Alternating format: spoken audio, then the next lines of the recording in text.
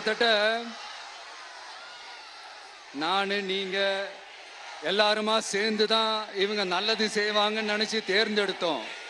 ஆனா நீங்க பாத்தீங்கன்னா தேங்க்யூ,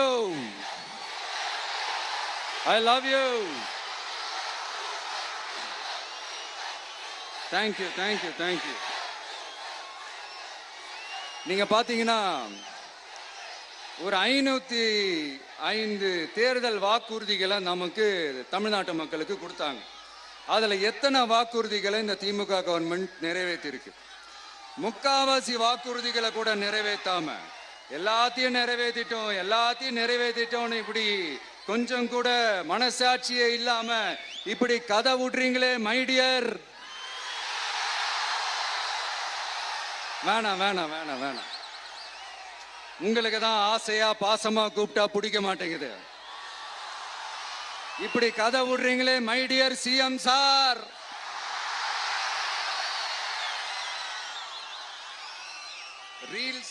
ரீல்ஸ் வேற ரியாலிட்டி வேற நீங்களே சொல்லிட்டு இப்ப நீங்க விடுறது அம்பட்டும் ரீல்ஸ் தான். அதுல எல்லாம் பாதியில அருந்தும் போயிடுச்சு. அப்படி அருந்து போன ரீல்ஸ் எல்லாம் கொஞ்சம் என்னன்னு பாப்போமா? கேஸ் சிலிண்டருக்கு மானியமா 100 ரூபாய் தரேன்னு சொன்னீங்களே, தந்தீங்களா? 1000 ரூபாய் ஒருத்தர் விடாம எல்லா பெண்களுக்கும் தருவேன்னு சொன்னீங்களே, தந்தீங்களா?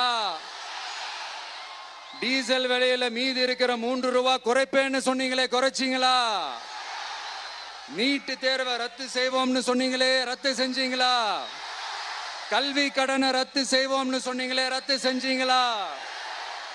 வருஷத்துக்கு 10 லட்சம் பட்டதாரிகளுக்கு வேலை தருவேன்னு சொன்ன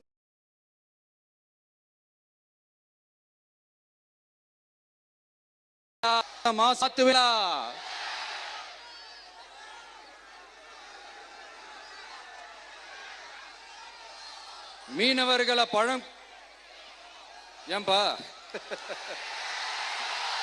மீனவர்களை பழங்குடியின பட்டியல சேர்ப்போம்னு சொன்னீங்களே, சேர்த்தீங்களா? மீனவர்களுக்கு 2 லட்சம் வீடுகள் கட்டித்தரப்படும் சொன்னீங்களே, கட்டி தந்தீங்களா? அனைத்து மீனவ கிராமங்களிலும் மீன் உலர்த்தும் தளம் அமைக்கப்படும் சொன்னீங்களே, அமைச்சு கொடுத்தீங்களா?